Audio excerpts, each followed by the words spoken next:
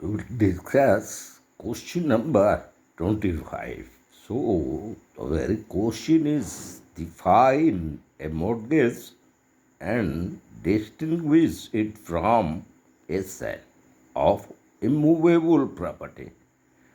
What are the essentials of mortgage? So, the very answer that we found under section 58A of Transfer of Property Act 1882. So, as it defines a mortgage as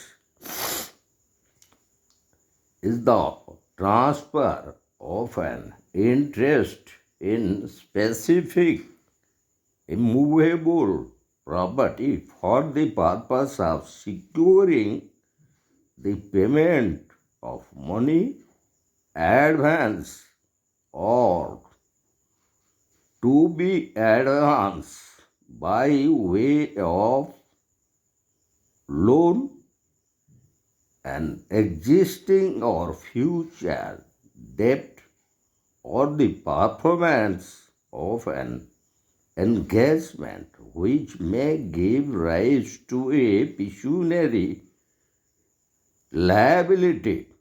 Mortgage is simply a transfer of interest in the immovable property while the ownership still remains with the mortgagors, as it was decided by the Patna High Court in the leading case Sitaram Prasad Mahadev Rai in 1980, as mortgage is simply a transfer of interest in the immovable property while the ownership still remains with the mortgagor, as it was decided by the Patna High Court. And now we'll discuss briefly the essentials of mortgage. So, one is transfer of an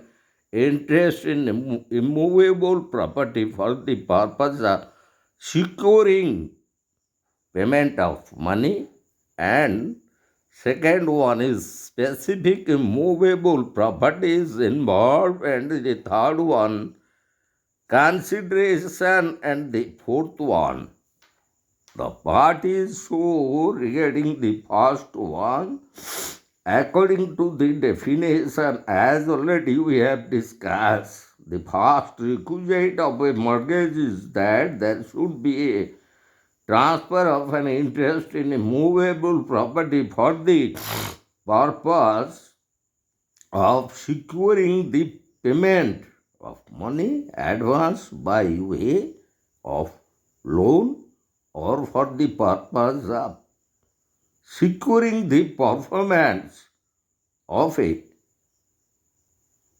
contract. The words transfer of property signify that the interest which passes to the mortgagee is not ownership or dominion, which, notwithstanding the mortgage, resides in the mortgagor. This right is only an accessory right which is intended merely to secure the due payment of the debt. In mortgage, there is a transfer of partial interest. And now we will go to the second one. The second essential is specific immovable property. So, this requisite of a mortgage is that the immovable property must be distinctly specified. And regarding consideration, which is the third essential, the consideration of a mortgage may be either money advance or to be advanced by way of loan. the performance of a contract giving rise to a pecuniary liability, and thirdly, an existing or future debt. So, in that connection, we would like to discuss the very important leading case associated with this essential requisite of consideration, and that is Ramchandra versus Ishwar Chandra in 1921. The Calcutta High Court held the words money advance includes existing debt and might as well include a debt which has become, by limitation, the term pecuniary liability means a legal obligation to pay damages. As for example, A borrows paddy from another cultivator B and mortgages his field to secure repayment of the paddy and the payment of further paddy by way of interest.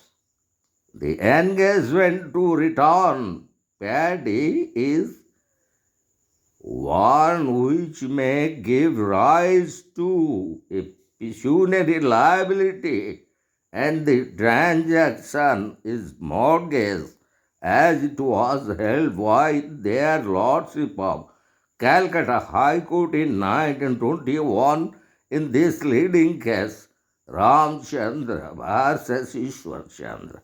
And now we'll go to the very fourth essential, that is, the parties. So, the person who transfer an interest in the property is called the mortgager. The person to whom the interest is transferred is called the mortgagee. The mortgager must be competent to transfer. Thus, a minor cannot be a mortgager, but a minor can be a mortgagee. And now we'll discuss the very difference between sale and mortgage. So, in one, that is sale, we found it is transfer of ownership, while in mortgage it is transfer of an interest. So, sale is a transfer of ownership. In sale, there is an absolute transfer of all rights in the property sold, but in a mortgage, there is transfer of an interest, there is a partial transfer. Where a joint family property is subject to mortgage, there is no transfer of ownership, and the corporations, being its lawful owners, are competent to allot the mortgage property in oral partition to any of the corporations. The corporation to whom the mortgage property is allotted becomes its absolute owner and is entitled to redeem the mortgage. Consequently, where the right to redeem is transferred by the corporation, the transfer is also entitled to redeem the mortgage. So, this is the basic difference that we found in between sale and mortgage. So, in a sale, there is transfer of ownership regarding the very property. But in case of mortgage, there is no question of transfer of ownership, only there is a transfer of an interest regarding that property which is mortgaged. So, this would be the appropriate and relevant answer to this question. Define a mortgage and distinguish it from a sale of immovable property. And what are the essentials of mortgage? And in our next upcoming video, we will discuss Question number 26. What are the different kinds of mortgage? What is the mode of transfer in a mortgage?